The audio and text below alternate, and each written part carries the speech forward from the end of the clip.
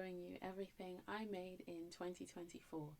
Now, to be fair, I started sewing about 5 months in April, when I knew that I was going to my friend's wedding and I needed an outfit. And they said sky blue.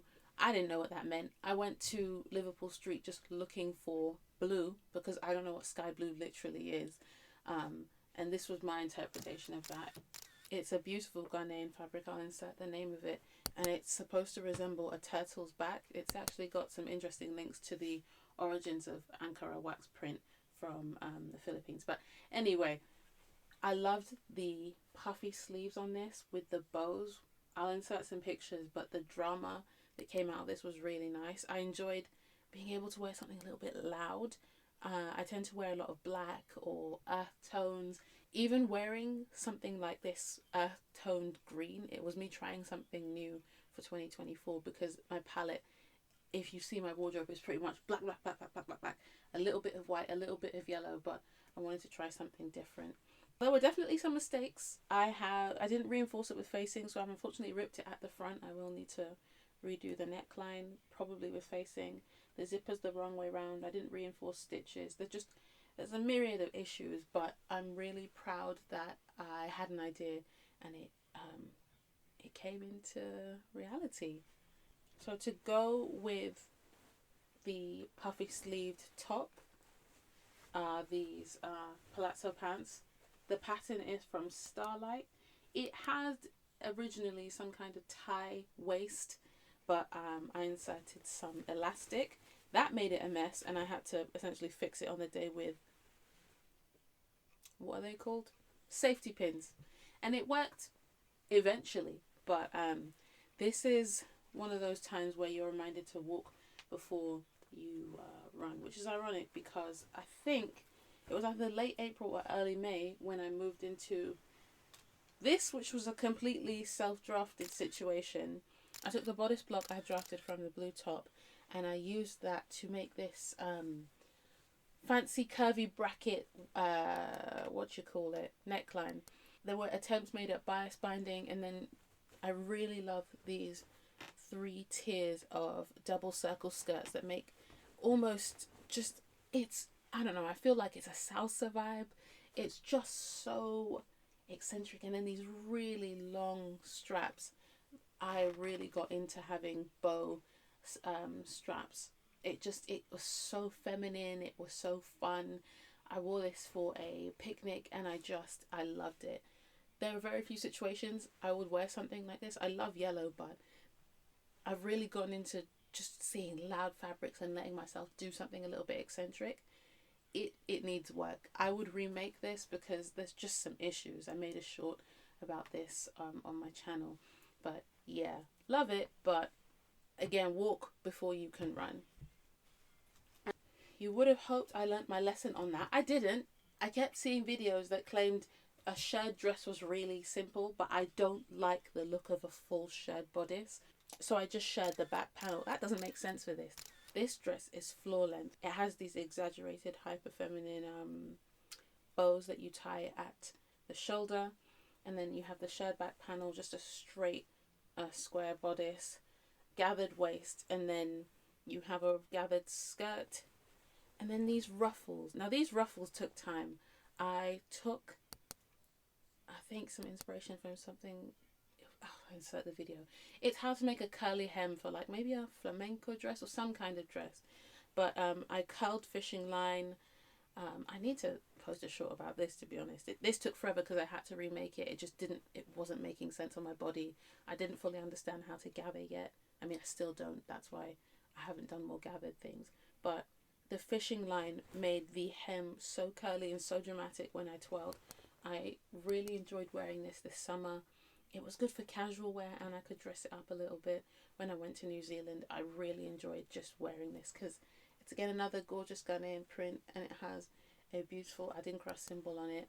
I really don't like colour as it is, but once it comes into a beautiful print, that's when I'm ready to wear it. So this, really enjoyed, but gathering is definitely on my it's on my learning list for next year. I had a big summer trip to America and I just wanted a couple of outfits that were just loud and different, And this is the Share jacket. This is the Share jacket by Mood Fabrics. I took another, again, lovely Ankara fabric. These sunbursts, I just adored them. It's back yoked. There are panels at the front. It's oversized. I added the lining because the original fabric they used was kind of heavyweight and didn't require a lining. But I knew I wanted to be able to wear this when it got a bit colder. The way Ankara is, it's so lightweight and breathable. The wind will flow right through it. Why did I buy this garish color that doesn't match the teal? That's none of your business. But what I do know is that picking up pieces from different YouTube videos and putting together this lining, it felt like I was on 3008 type thinking. I was so pleased that I did that. Buttonholes made a fool of me, but I got there in the end. I really like these gold buttons that I added to it, and I wear this at any, in fact, let me put it on now. I wore this exact outfit a couple of times because it made me feel very, very cool. I love this jacket. It's oversized. It's a little bit, you're not going to tell me it's not a little bit, you know what I mean? You know what I mean? Yeah. Like, I'm a jacket person, and if I felt like this made sense in my climate, I'd be wearing it a lot more often. My aim was to produce about 11 outfits for my trip, which doesn't make sense when you love wearing black. There was just no space in my luggage in the end, but I'm glad to say that this jacket has a matching skirt. Is it the original shape I wanted? No, it's not. I wanted this exaggerated mini skirt type of thing, but I don't really wear short skirts, so I kind of chickened out on the length and the shape. It doesn't work. So this is something I'm going to have to remake at some point, and I will make a jacket to go with it because I love co-ords. The zip, ooh, shoddily done, but I lined it as well. The pattern, love the pattern again. A little bit of a mess, a little bit of, we don't talk about her, but I did it, and I'm gonna try skirts again. But it does work, sort of the fitted skirt and then the oversized jacket. And then we come up to probably my second most loved piece. Now, this fabric, the minute I saw it in a shop in Liverpool Street, I said I had to have it. And I said, if I do something different with this fabric, if I do something different with this, I just knew it was gonna be, and it was. The Paola workwear jacket. Me, I like free patterns. I can't be dashing too much money on patterns until I know they're something I'm definitely going to use. But I adapted that by following sort of the tutorial from Happily Dressed, taking the front and back and adding a yoke to it. So you can see it just sort of, the pattern's a bit interrupted because of the yoke. I didn't add the buttons. I didn't add the pockets. I liked it so much as a shirt jacket that I just said, no, it's perfect. No notes, no bars. And then I knew I wanted sort of a baggy trouser to go with it. I used some old duvet covers to draft, I think, the Live wide leg pants from Mood Fabrics. It was just not working for me. The fit was not fitting. But Fabric Store came in and I made these. There are mistakes on it. There are mistakes on everything. A little bit of but I love these. I love the slouchy sort of way they fit. I would definitely like to try making this fit again. But this fabric, like, even if it's not perfect, I'm going to wear this outfit again. These trousers understand me. They fit my waist. They fit my hips. I'm so happy to wear this outfit. I wore it when I didn't need to. I really, really enjoy the quality of those patterns. I worried certain commercial patterns just wouldn't work with my proportions, but I really liked Fabric Store patterns so far, and I intend to make a couple of things from them next year, but that will be in another video. Okay, this next thing, what work with me. There's a vision here, right? I envision this preppy 90s vibe, a little bit Clueless, a little bit. There was a video I saw where someone was making this neckline that just, it was giving preppy / air hostess / deaconess, but I liked it, and I said, okay, if I pair this with a baguette bag and a bucket hat and a mini skirt, it's gonna work. The baguette bag and the bucket hat weren't made. I ran out of time, and I chickened out on how short I wanted the skirt to be. But the theory that I saw from someone's video, and it's like, I should have known when they didn't make the whole top, because there was just this, ooh, look, a bow, gorgeous, but doesn't fully make sense because you have this random just fabric here. Again, bodice block, took no time at all to make up. Not crazy about this fabric, but when you pair it with the pleated skirt, it does something a little bit right. Pleating I find very therapeutic. I have a video on making pleating boards and ruffled pleated scrunchies.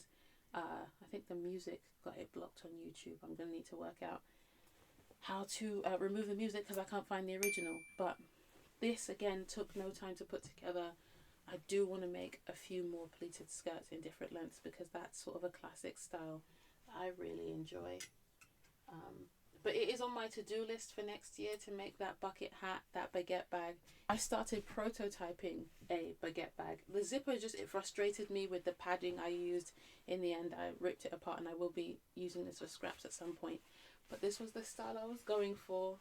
If you can just picture it, yes, the top and the skirt. I'm not picking up the skirt, but yeah, this is the vibe I was going for.